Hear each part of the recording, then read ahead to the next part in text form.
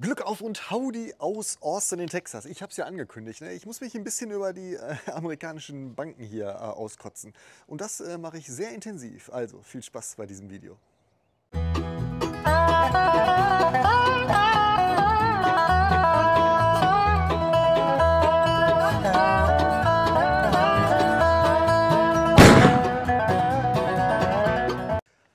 So, ich habe das ja schon mal hier bei Instagram und in dem YouTube-Short gezeigt. Das ist ein Scheck, genau. Kennt ihr noch aus Euro-Scheck-Zeiten oder wenn ihr früher mal mit der Familie gereist seid, dann hat man euch immer Schecks mitgegeben. Das gibt es hier immer noch. Ja, das ist ja nun mal bekannt. Ne? Aber es gibt so ein paar Sachen, die regen mich eigentlich auch noch mehr auf als diese Schecks. Also fangen wir mal von vorne an. Das erste, was ich hier mal kritisieren möchte in diesem Land der unbegrenzten Möglichkeiten, ist tatsächlich die Einreichung von Schecks. So, es gibt halt immer noch ältere Leute, also in dem Fall war es tatsächlich ein älterer Mann, der hat es noch nicht so mit der modernen Technik. Ne? So, und der hat tatsächlich einen Scheck ausgestellt, sieht dann so aus. Ne? Irgendwie da steht dann dran, wer der Empfänger ist von dem Scheck und die Summe. Und unten steht dann da die Account Number und die Routing-Nummer für die Bank. Ja? So, und dann kriegt ihr diesen Scheck. Und müsst ihr hinten auf der Rückseite so ein Kreuzchen setzen, denn da steht Check here for mobile or remote deposit only. Und das bedeutet, dass ihr damit nicht zu einer Bank geht, sondern die per App, den Scheck per App hochladen könnt in euer Konto. Ja? Also jede Bank, die ich so kenne, die hat hier so eine Kamerafunktion. Ne? Dann könnt ihr den Scheck dann von der einen Seite drauflegen, fotografieren und von der anderen Seite drauflegen und fotografieren. Und dann dauert das irgendwie so 2-3 Minuten und dann ist da so ein grüner Haken, Check accepted. So, jetzt habe ich, also das ist jetzt glaube ich der 4. oder 5. Check, den ich überhaupt kriege. Vorher bei meiner anderen Bank, da komme ich gleich zu, musste ich immer zu einer Bank gehen und den da einreichen, damit es auch meinem Konto gut geschrieben wird. In dem Fall hat dieser Check einen Wert über 2000 US-Dollar. War für Beratungsleistungen oder was auch immer. So, und jetzt denkt man so, okay, die App hat diesen Check akzeptiert und der wird jetzt natürlich auch eurem Konto gut geschrieben, weil es ist ja ein Deposit. Ja, also wenn ihr bei einer Bank seid und einen Check einreicht, dann wird er euch auch wahrscheinlich in Deutschland sofort gut geschrieben, abgesehen davon, dass es in Deutschland wohl kaum noch Check-Einreichungen gibt. Verrechnungschecks vielleicht. Ne? So, und in dem Fall hier war es halt so, ich muss es lernen, weil wir haben die Bank gewechselt, dass die Bank mir geschrieben hat, super, wir haben deinen Scheck akzeptiert, 500 Dollar von diesem Scheck, über 2000, schreiben wir dir sofort gut und den Rest, 1500 Dollar, später. Wann genau, sagen wir dir mit einer nächsten E-Mail. So, what the heck? Also warum teilen die Summe und warum teilen die in 500 Dollar und 1500 Dollar? So, und dann habe ich aber auch 5 Minuten später oder 6 Minuten später gab es eine E-Mail, ne, mit irgendwie, ja, die 1500 Dollar werden dir morgen gut geschrieben. Ich so, ja, morgen. Ich habe mich mit einem Freund darüber unterhalten, der hier schon sehr, sehr lange lebt. Und der sagte, ja, das ist ein bisschen schräg, das ist auch nicht kalkulierbar. Das kommt natürlich auf die Bank an, sagte aber auch seine Bank. Er hatte mal einen Scheck über 10.000 US-Dollar, auch hier Papierscheck. Auch da das gleiche Spiel, 500 sofort und 9.500 in 5 Business-Tagen. Und das ist einfach unkalkulierbar, für mich zumindest, ne? Weil nirgendwo steht, wo ich nachgucken kann, wann, was, wie überwiesen wird. Das hat wirklich Auswirkungen auf meine Cashflow-Planung hier. So, das also zum Thema Scheck, da habe ich ja in dem Short schon genug drüber gesagt. Aber wenn ihr hier hinkommt, dann verlasst ihr euch natürlich auf die Beratungsleistung, die ihr so nimmt, um hier Fuß zu fassen. So, und mein Anwalt, cooler Typ übrigens, habe ich ja schon ein paar Leuten von euch empfohlen. Der hat mir den Kontakt hergestellt zu einer amerikanischen Bank, die ich vorher übrigens noch nicht kannte. Und das war die Comerica Bank, also mit C. Comerica Bank. So, das war eigentlich sehr gut, weil wir konnten da das Konto eröffnen, ohne vor Ort zu sein. Und das hat sehr vieles erleichtert. Die haben mir also ein Konto aufgemacht. Das hat aber auch viele Nachteile gehabt, denn Comerica Bank ist wirklich nicht sehr empfehlenswert. Also zum einen sind die Bankensysteme, ich weiß nicht, kennt ihr noch DOS, also so eine Oberfläche von früher vom Computer? Also das hat mich wirklich daran erinnert. Ne? Also dieses Online-Banking ist wirklich aus vergangenen Tagen. Und wirklich gruselig schlecht zu handhaben. So, und die haben aber, weil klar, ich bin ja deutscher Investor mit E2 hier, ne? Die glauben wahrscheinlich, ich habe unendlich viel Geld, die haben mich also ins Wealth Management gesteckt, so also in die reichen Kundenabteilung und haben mir da ein Konto eröffnet. war mir völlig scheißegal. Ich brauchte ja eigentlich nur so einen Checking-Account, damit ich hier irgendwie mal Geld transferieren kann. Ne? So, und das fing damit an, dass dieses Wealth Management hat extra so super Sicherheitsmechanismen. Das heißt, man musste sich noch so einen Token runterladen auf dem Handy, was nie funktioniert hat. Dann mussten wir tatsächlich zur Bank gehen, also in die Filiale. Die waren auch völlig überfordert. Die haben es also erst nach Wochen, nachdem wir hier waren, hingekriegt, dass wir überhaupt mal in unser Konto gucken konnten. Ne? Also vorher haben wir immer so Blindüberweisungen gemacht und gehofft, ja, wird schon gehen. Ne? Klar, wir konnten den Typen anrufen und sagen, hör mal, ist angekommen? Sagt er, ja, alles gut. Ne? Aber ich hätte trotzdem gerne auch mal auf mein Konto geguckt. So das Comerica Bank. Ich weiß, die gibt es bei anderen Banken bestimmt auch, aber ich habe halt die Erfahrung hier mit der Comerica Bank. Und da lasse ich euch jetzt dran teilhaben. So, und dann ging das ja weiter. Ne? Dann haben wir noch ein Privatkonto eröffnet, die Tina und ich. Und zwar ein gemeinsames, ja, wo Tina und ich quasi Kontoinhaber sind. Und von da sollte dann auch die Monatsmiete immer abgeben. Ja? Also Geld war bei der Firma und bezahlt die Monatsmiete von uns privat natürlich, sollte dann vom Privatkonto abgehen. Jetzt musste ich aber monatlich dann von dem Firmenkonto auf das Privatkonto die Miete auch überweisen, damit ich vom Privatkonto auch den Vermieter bezahlen kann. So, und jetzt denkt sich ja, mach doch einfach irgendwie, ist ja eine Bank, ne, sollte ja kein Problem sein. Doch ist ein Problem, weil die haben hier Business Banking und Private Banking komplett getrennt. Es hat mich Wochen gedauert, gekostet. Verlust der deutschen Muttersprache. Nein, es hat mich wirklich Wochen gekostet, um mit der Dame in der Filiale auszubaldowern, wie wir denn das Privatkonto und das Firmenkonto in einer Weboberfläche haben, dass ich auch auf einen Blick, wenn ich mich in einer Weboberfläche einlogge, auch alle Konten sehe, die ich bei dieser Bank habe. Alter Schwede, das war herausfordernd, wirklich. Das ist nicht so einfach wie in Deutschland. Und dann ging es weiter. Ich konnte nicht einfach von Geld von A nach B transferieren, weil es diese Funktion, die war nicht freigeschaltet in meinem Kontomodell. Ja? Das heißt, irgendwie, ich musste nicht irgendwie so eine Transferleistung machen, also Geldübertrag, sondern ich musste immer eine ACH-Überweisung machen. Also das ist wie eine SEPA-Überweisung zu einer anderen Bank und das dauert dann immer. Ne? Alter Schwede, ich hab wirklich, war wirklich böse hinterher, ne? Dass das nicht funktionierte. Am Ende hat es funktioniert. So, und diese Bank, das ist auch sehr geil. Die hat mir jetzt, also ich kann keine Konten überziehen. Ne? Ich habe kein Dispo hier, habt ihr sowieso nicht. Also so eine Line of Credit oder so, wenn ihr neu seid, gibt euch wahrscheinlich keine Bank. Vielleicht kriegt ihr mal so $1000 oder sowas. Ne? Fangen wir andersrum. Ich habe noch eine Geschichte, bevor ich das Ende erzähle. Dann sind wir, also Tino und ich sind dann zu dieser Filiale gegangen, zur Comerica Bank, sitzt in Westlake, war die nächste.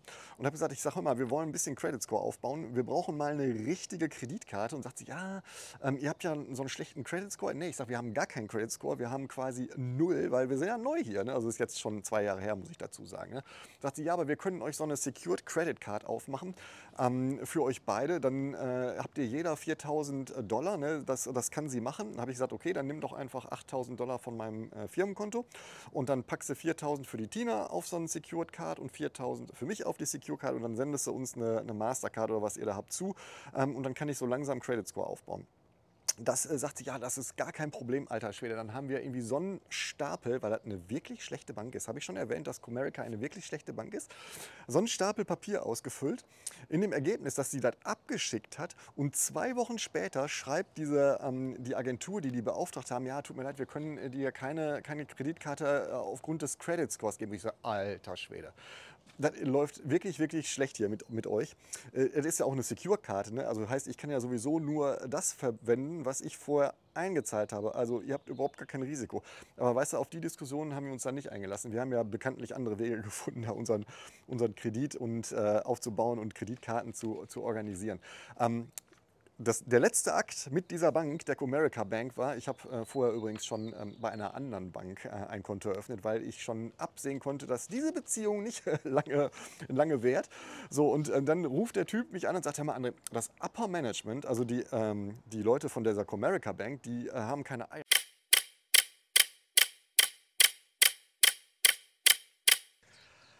Sorry, wo war ich? Mein Handy ging gerade aus. Und ja, es ist ein bisschen warm wieder hier. Wir haben jetzt gerade 32 Grad und es ist mittags, wenn ich das aufnehme.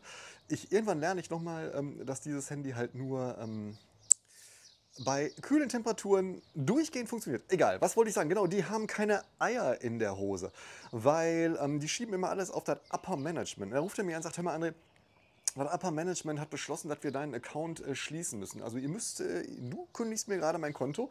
Warum? Ja, sagt er, die Balance wäre immer zu gering. Ich sage, wie meinst du das? Also ist ja nicht so, dass das im Minus ist. Ne? Ist ja schon Geld drauf. Naja, sagt er, ja, also unsere Kunden haben in der Regel immer so 500.000 bis 5 Millionen auf dem Konto liegen. Und das hast du ja nicht. Und das ist uns einfach auch zu wenig. Ne? Wo ich denke so, alter Schwede, das ist ein Checking-Konto. Sagt doch einfach, wenn ihr mich loswerden wollt. Ne? Jetzt ist das tatsächlich so, weil die mich halt ins Wealth Management geschickt haben.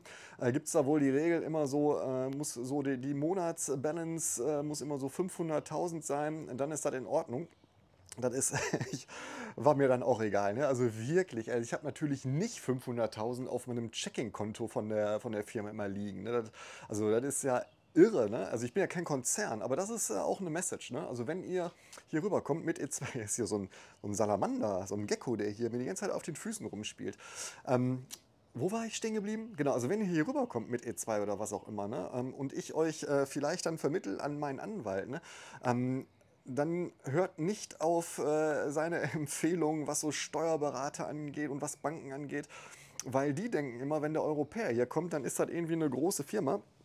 Und die haben alle unglaublich viel Geld. Ne? Und dann packen die euch zu Steuerberatern, die dann, weiß ich nicht, horrende Honorare nehmen. Und die Banken, die euch, habt ihr ja gesehen, jetzt hier ins Wealth Management packen, aber auch Erwartungen haben, dass ihr hier wirklich viel Geld ausgebt. Ne? So, also das sei euch gesagt hier von der Stelle. Da habe ich viel Erfahrung machen müssen. Auch viele schlechte, wie ihr ja jetzt gerade merkt. Ne? Also Comerica Bank ist absolut ein No-Go. Zumindest ich würde das niemandem mehr raten, da ein Konto zu eröffnen. Ging ja noch weiter, ne? Also die Comerica Bank, die hat mich ja irgendwann wirklich in die Weißglut getrieben, weil die haben immer so Debit Maintenance Fees abgebucht. Ne? So, und jetzt guckst du in dieses Preisverzeichnis rein und du wirst einfach nicht schlau drauf. Weißt du, dann haben die an einem Montag haben die dann irgendwie $580 abgebucht. Da steht dann einfach nur Maintenance Fee. Und dann haben die aber an dem Mittwoch danach nochmal 120 Debit Maintenance Fee abgebucht. Jetzt kann man da ein Fass aufmachen und sagen, immer, was ist das denn? Ne? Aber das ist eigentlich sinnlos, ne? Weil du müsstest da wirklich irgendwie ganz schön aggressiv auftreten, damit du das jemals zurückbekommst. Glaube ich zumindest. Ne? Also das ist für mich total undurchsichtig gewesen und das ist eine Grundregel hier bei den Banken, zumindest für mich. Es ist einfach undurchsichtig, wann welche Gebühr kommt und wann welches Geld irgendwo landet. Das ist in Europa und in Deutschland tausendmal besser durch SEPA und Co. Glaubt mir das. Hat auch gute Seiten, drüben zu sein. So, dann, was wollte ich noch sagen? Ich hatte noch einen Punkt.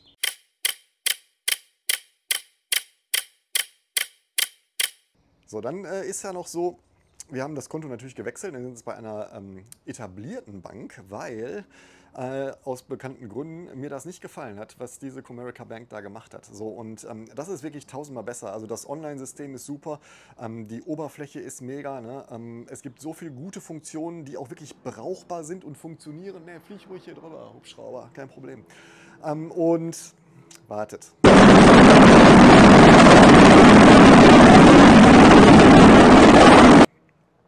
Weg ist er. Wirklich gute Funktion. Und was mir bei der Comerica Bank auch aufgefallen ist, ich habe keine Pending-Buchungen gesehen. Das heißt, also ihr kennt das ja, ne, wenn ihr irgendwie Lastschriften habt, da wird was abgebucht, dann solltet ihr nach Möglichkeit schon sehen, wenn da was abgebucht wird. Also da gibt es dann irgendwie, ja, Pending, morgen wird abgebucht, das und das und das.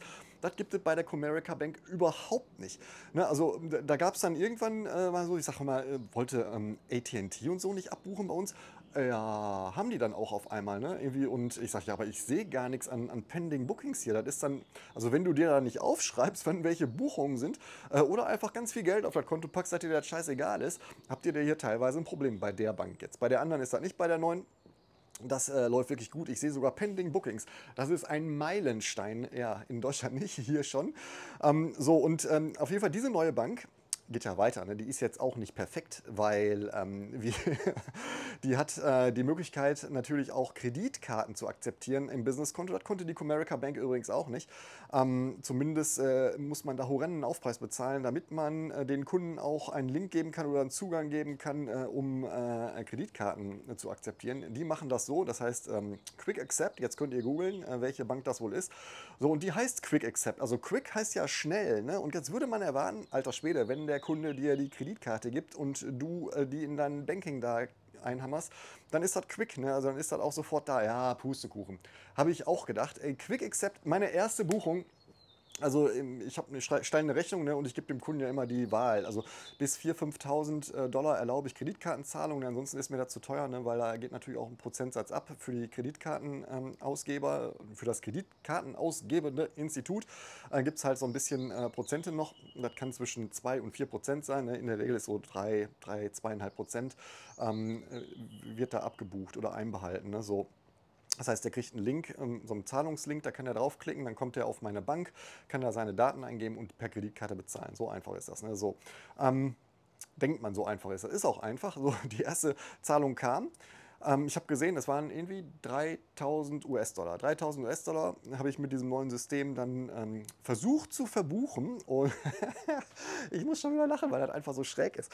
So, und dann sehe ich auch, ja, der Kunde hat bezahlt, kriegst du Receipt und alles. Ich sage, mega geil. Ich sage, aber wann schlägt das denn dann auch auf meinem Firmenkonto auf? Ja, das war dann immer pending, pending, pending. Also du hast gesehen, die Transaktion ist durchgelaufen, ne? Sein Geld wurde bei ihm abgebucht, bei mir aber noch nicht auf dem Konto gut geschrieben. So, das heißt irgendwie, ich bin in die Online-Bank gegangen, bin auf die Details von dem Pending gegangen und habe dann gesehen, okay, ja, ist ja Ihre erste Buchung, ne? Kann ich verstehen, wir prüfen diese Buchung mal. Alles klar, mach du mal, prüf mal. Wie lange dauert das denn? Ja, 5 Business Days. Ich so, what? Also, Montag gebucht, das heißt, am nächsten Montag wäre das eigentlich erst drauf. So, und jetzt war Freitagabend, immer noch pending und am Prüfen. Und am Freitagabend haben die dann die Rechnung angefordert, gesagt, ja, aus Security-Gründen und so ist ja deine erste Buchung, hätten wir ganz gerne mal, damit das auch irgendwie alles sauber ist hier und wegen Fraud Protection und was weiß ich alles, ne, weis doch mal bitte nach, dass diese Zahlung auch gerechtfertigt ist. Kann ich auch verstehen. Ne? Also habe ich die Rechnung hochgeladen und den Vertrag mit dem Kunden, damit das alles seine Richtigkeit hat. Und dann, ja, deine Unterlagen sind angekommen, unser Team prüft jetzt die Richtigkeit deiner Transaktion hier. Kann bis zu 7 Business Days dauern. Das heißt, die Quick Accept, also die schnelle Akzeptanz mit dieser Kreditkarte, kann schon mal 2, 3 Wochen dauern, bis das dann gut geschrieben ist. Ob das dann den Namen Quick Accept verdient hat, weiß ich jetzt ehrlich gesagt nicht. Ich habe aber gedacht, okay, komm, ist das erste Mal, ne? Und dann sehen die Verträge und dann läuft das auch alles. Dann haben die in ihrem System alles klar, ist vertrauenswürdig, ne? Und läuft alles. Ging auch alles. Ne? Also nach 1,5 Wochen war dann diese 3.000 auf meinem Konto gut geschrieben. Und ich habe dann tatsächlich die nächste, die nächste Zahlung über Kreditkarte auch mit diesem System angefordert. Waren irgendwie auch 3.500, 4.000 sowas. Ne? Und das gleiche Spiel wieder. Pending. Erste Stufe Pending. Und dann habe ich denen wirklich eine böse E-Mail geschrieben. Ne? Irgendwie sagt, das kann ja nicht sein, ne? Dass ihr hier Quick Accept habt und ihr macht Werbung damit. Same-Day-Deposit, ne? Wenn er bis zu einer gewissen Uhrzeit ist. Ansonsten auf jeden Fall am nächsten Tag. Und ihr prüft jetzt jede Transaktion. Ich sage, was muss ich denn machen, damit ihr nicht jede Transaktion prüfen müsst, damit das einfach durchläuft? Weil ich sage, wenn meine Kunden alle mit Kreditkarte bezahlen und ich aber immer dann erst Wochen später und alles hochladen muss, dann habe ich hier einen riesen Aufwand und kann meinen Cashflow auch nicht wirklich planen, weil ich einfach gar nicht weiß, wann ist das denn, ne, irgendwie passiert. Dann kriegst du so Standardmails, ja, weißt du so, wir verstehen natürlich, dass ein rechtzeitig und schneller Deposit total wichtig ist für dich und deine Firma, ne, aber ist ja alles nur zur Sicherheit und bla bla bla. Was soll ich sagen? Ich habe jetzt meine ganzen Firmenverträge da hochgeladen. Also wir haben so einen Standardvertrag, den wir mit den Kunden machen, ne? Habe das denen gegeben und seitdem haben die in dem System hinterlegt, alles ist gut. Ich habe jetzt eine Range von irgendwie 3.000 bis 10.000 Dollar Transaktionen. Da wird nicht mehr geprüft, das ist im Rahmen dieses Vertrages, den ich ihnen hochgeladen habe und seitdem läuft das auch. Aber ich sage euch, ne, ihr müsst ein bisschen schwitzen am Anfang, weil das ist für mich immer noch so unkalkulierbar. Ne? Ich habe auch mal eine Zeit lang Stripe benutzt, also diesen Online-Anbieter Stripe. Ne? Das fand ich immer ganz nett, weil du konntest da einen QR-Code auf die Rechnung packen und dann sind die auf dieses Portal gegangen und konnten einfach ihre Daten eingeben und bezahlen. Ne? Bis Stripe irgendwann mal den Kick gekriegt hat und gesagt hat, hör mal, dein Konto ist als Risikokonto eingestuft. Warum das denn? Dann ist es so, also Stripe ist ja eher so für E-Commerce oder was auch immer, ne, wo dann halt so kleinere Beträge drüber gehen, aber dafür viele, ne? Also 20 Dollar, 100 Dollar, 300 Dollar und dafür aber viele. So bei mir gehen halt wenige Beträge über Stripe, dafür aber hohe Beträge. Was dazu gesorgt hat, dass Stripe sagt, oh, das ist ein Risiko, ne? Weil wenn da Dispute aufkommen und wir da vielleicht Geld zurückfordern müssen von dem, ne, dann halten wir mal ein bisschen was ein. Dann habe ich eine, eine Mail von denen gekriegt, ja, ich soll mal bitte nochmal Verträge hochladen, also gleiches Spiel wie bei der anderen Bank, ne, damit das geprüft werden kann, habe ich die hochgeladen. Die haben nämlich 50% der Transaktionskosten einbehalten als Sicherheitseinbehalt. So, und der Sicherheitseinbehalt, der lief über drei, drei Monate, ja. Also das heißt, 3 Monate lang haben die den einbehalten aus Sicherheitsgründen, falls es einen Disput kam, und haben mir das dann erst weitergeschubst, natürlich mit Gebühren, abgezogen. Ne? So, und durch das Hochladen der Verträge wurde mein Konto ein bisschen runtergestuft, aber es war immer noch ein Sicherheitseinbehalt von 25%. Und da habe ich gesagt, leck mich, meine mehr. So, also Stripe ist auch Geschichte jetzt bei mir.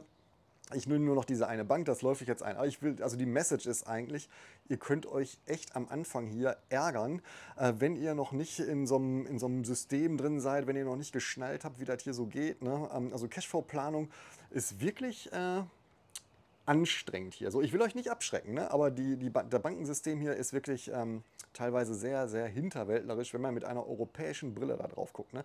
Klar, jetzt haben die natürlich hier ein großes Land und sind natürlich auch geschädigt durch die ganzen Scammer und Betrüger, die hier mit Kreditkartenbetrug viel mehr machen können als in Deutschland, weil die Sicherheitsmechanismen hier eigentlich nicht so stark greifen wie in Europa.